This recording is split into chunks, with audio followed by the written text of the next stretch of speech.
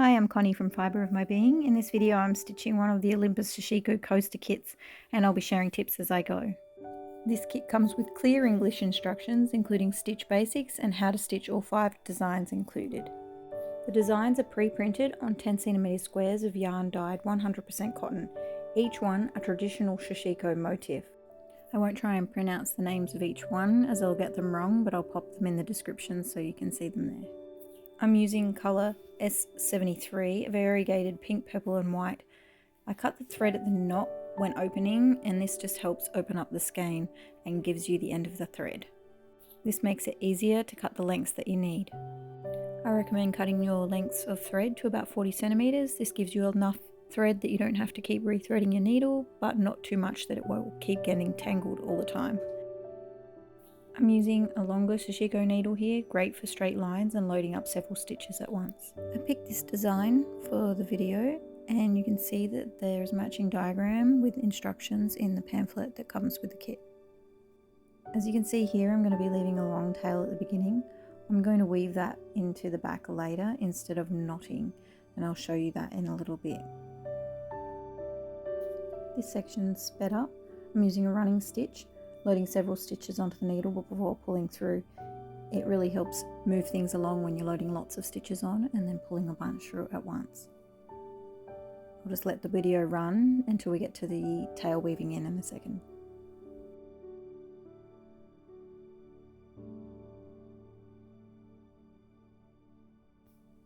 This is how I like to deal with my tail ends. This is not how it says in the instructions. So in the instructions it says weave back and forth over the top of your stitches, but that can be seen at the front, so I don't like to do that. Instead I like to weave it back and forth through the stitches at the back. Then it doesn't leave any bulk from leaving knots, and you also can't see it at the same time.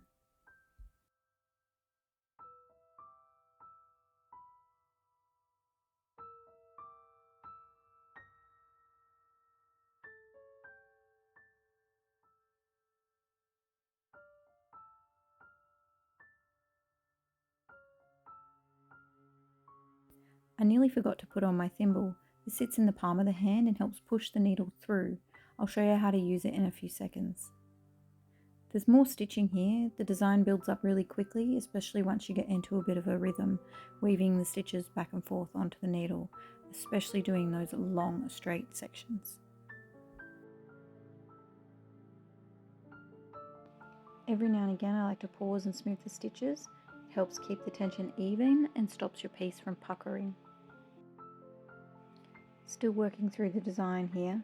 The lines in this pattern are straight and repetitive, which makes it great for practice. If I was doing curved lines, I would use a shorter needle and that would help me get around all of the curved lines easier. But because I'm doing the straight lines, I'm using the slightly longer needle.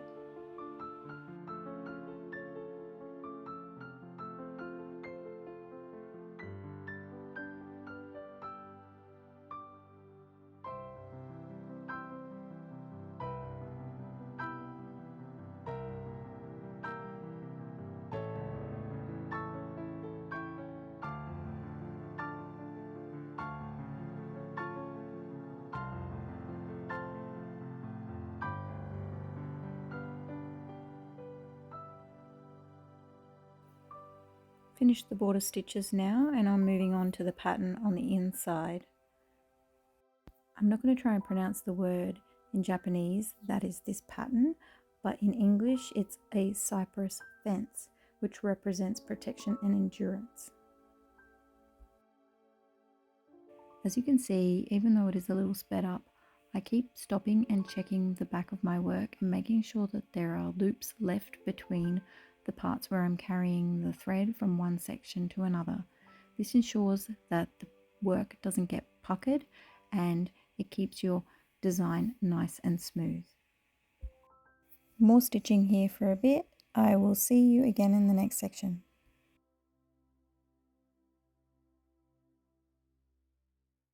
Slow the video down here again to show how to use a thimble, although poorly executed in this part of the video by me. The thimble is worn on the palm of the hand and it's used to push the needle through the fabric. It's to help stop fatigue on your hands basically and make it easier to push the needle through when you're loading so many stitches on. You don't actually really need to use a thimble because these designs are so small, so you're not really pushing the needle through that many stitches. I only used it here because I wanted to demonstrate how they were used, but I didn't actually use my thimble when stitching the rest of the designs. Getting very close to finishing, I'm just stitching up the last of the design now, and then I'll show you how to weave the tail in at the end.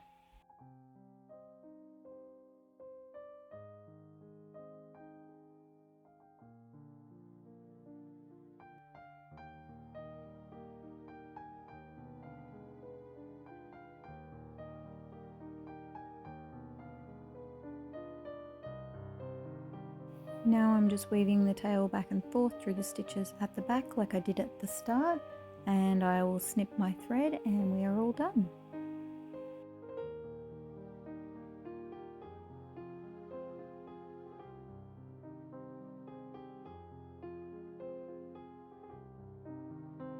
This is what the back looks like. You'll see the woven ends from my weaving back and forth at the start and the beginning, and the little loops from carried threads across the back. You want to make sure you leave them there so that there's no puckering of your design.